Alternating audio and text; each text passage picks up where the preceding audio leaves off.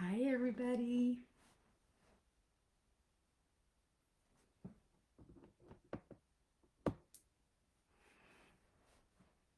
Excited to be with you tonight, this evening. I put a poll in our Facebook group. If there is something that you would like to focus on, that would be great. If there's something that's not in the Facebook group poll, feel free to add. We all have different challenges and pain points, and so it would be great to know if what you guys would like to focus on.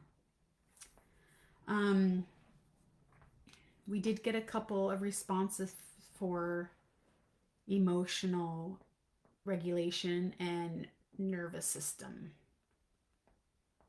So I wanted to kind of talk a little bit how to understand the feelings of being overwhelmed and discuss a little bit today about what is the purpose for our emotions. And I feel like a lot of times us as women, we stuff our emotions, we ignore them, we hide them, we disguise them, we try and feel differently, and it can really cause a lot of damage and create some habits that aren't necessarily really good for us. So I love talking about emotions and our feelings. So we're just going to start with breath, a grounding breath practice. So just get comfortable. And you can close your eyes if you'd like. And you're going to take a big breath in and breathe in peace. And hold. And exhale everything that's not serving you anymore.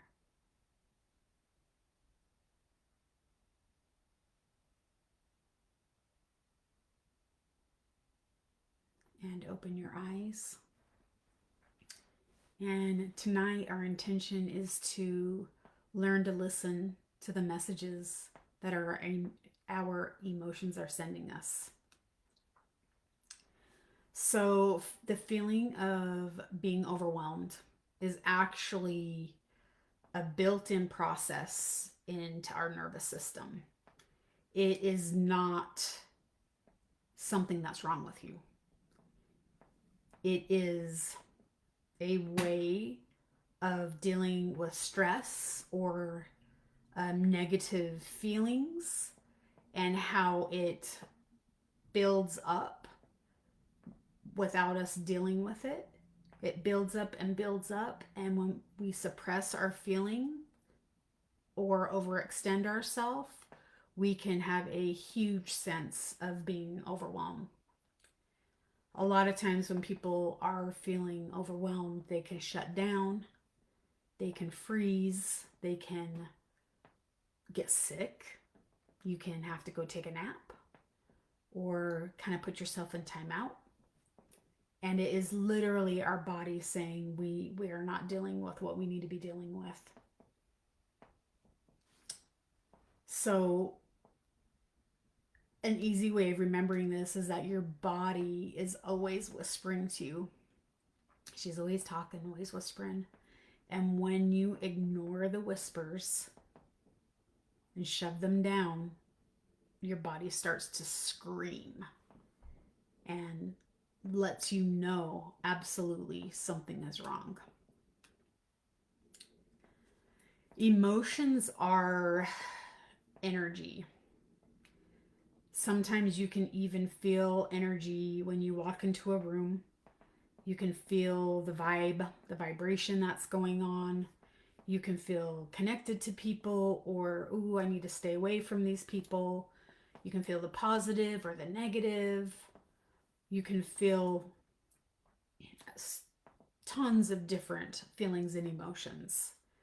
And emotion is meant to move. It actually moves through your body. It is not meant for us to just contain and put into a box, but to flow through us. So sometimes we're sometimes certain emotions can trigger specific feelings in you, and it's really great to be able to recognize that. So it's almost like having a different relationship with your body, such as anger. Feeling angry can usually mean that someone has crossed a boundary for you. Sadness can mean that something needs to be released. Tears and crying is actually a way of releasing this energy. Anxiety is fear of the future, or disconnection, or lack of control. And joy is a feeling of alignment. So, quick question. What emotion do you feel is the hardest to sit with? And what I mean by that is it comes up and you shove it right back down. And I'd love to hear what that is if you want to type it in the comments. For me, personally, it's pain. I really don't like feeling pain. And that can be in multiple forms of pain. It can be my own pain or someone else's pain. But I avoid it. Really struggle with it, with feeling it. There's this beautiful book out there, How to Cry. And I'll add in the name of the author. And in it, she says feelings and emotions, to hold them, it only takes 90 seconds. And that is the time it takes for it to move through your body. 90 seconds. And for me, it used to be eating food. I would suppress my emotions by eating. That was a really powerful tool that I used, and it created a lot of health concerns for me, and a lot of healing had to take place with my physical body because I was using food as a way to suppress my emotions.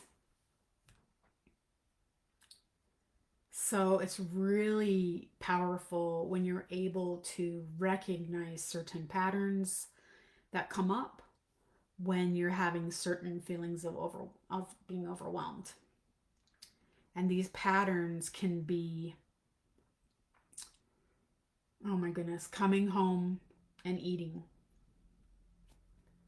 Eating till I was so full that I thought I was going to explode, and then I had no energy, and then I would have to go to bed and crash. It can be alcohol or drugs. It can be prescription drugs. It can be exercise. Yes, you can actually work out too much, especially if you are suppressing your emotions. It can be avoiding people. It can all sorts of patterns, such as people pleasing is another pattern. It is putting people's feelings and emotions before your own, making sure they're happy, even if you're absolutely miserable. Unrealistic expectations. It's really interesting because I went through having lots of unrealistic expectations, and I had to learn to release those for myself. I had certain expectations for my own life and for the people that I worked with, as an example, where it wasn't fair of me to expect something of them that they can't do. And so just constantly lowering my expectations and just being open to what they're presenting, and then providing coaching or support if they need that. Um, it's great to journal about this. There's a few prompts that I want to share with you if you want to journal after this or later tonight. But as you're looking back at the last few days, when do you feel the most overwhelmed? Is there something happening or a part of your day that you feel the most overwhelmed? And journal about that. The next step to that question is, what are you usually or doing or thinking in that moment? And this is just to really help you hone in on that that moment. And this one's hard, but where do you feel it in your body? Where are you feeling the uncomfortableness? Is it in your stomach, in your chest, in your throat? Sometimes you can even get a headache. But what is your body trying to tell you? What is she saying to you? So, a really easy way of, and we've practiced this before, but a really easy way of connecting to yourself is through breath work. And so, this technique is pause, breathe, and you're going to name the emotion. So, you're just going to take a second and then 3 deep breaths in and out. Again and out. And one more in and out. And then name the emotion that you're feeling and give no judgment, zero judgment. What is the emotion?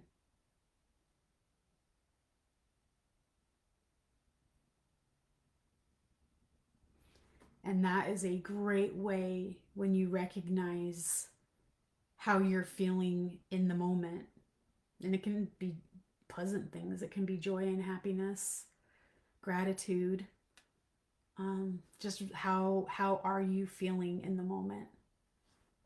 And this is the first step, recognizing the emotion and what's your body telling you about it. So having this awareness, you have to be aware of your body and the ability to regulate it. If you continue to disconnect, and I know this can be scary, it can be scary to start to connect with your body, but that's the first step.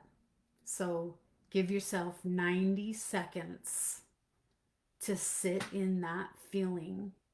And you don't have to fix anything, you don't have to do anything, but just connect. Why am I feeling this way? What's going on? What is she telling me? What does she want me to know? And if you do like to write and journal, this is a great one to just start doing, to just start connecting. Today at lunch, I felt so much gratitude for being able to eat my lunch outside. Or when I got home from work, had a tough fight about money with my partner, and it was very stressful. Felt it in my stomach, and my body was telling me that I feel guilty about going shopping.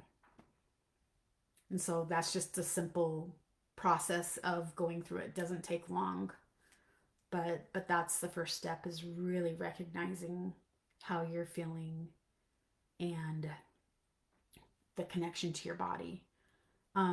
That piece, again, we as women have not been taught, and men honestly have not been taught either, how to do this.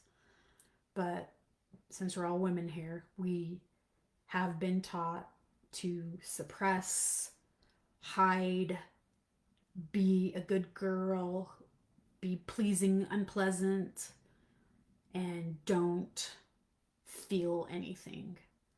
So, as you do these practices, I would love to hear how this was for you, if you were able to do it, if there were some blocks coming up that you were not able to do.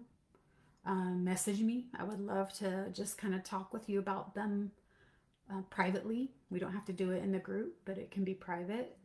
Just as you begin to build that relationship, if you already have a beautiful relationship like that, I would love to hear when that started for you, if it was something that you've always had, or if you've learned how to do it.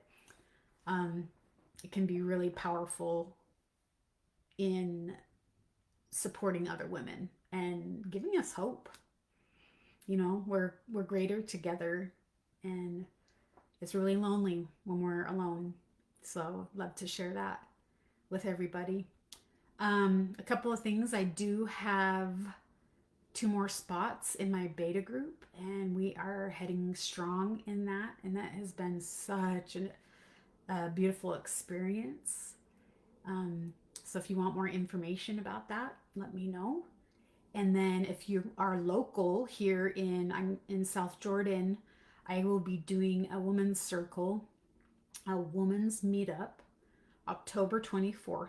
And it is a Friday night, and we do it start at 6, and it's a great experience. They've all been really beautiful, and the connection that we're able to share in person is powerful.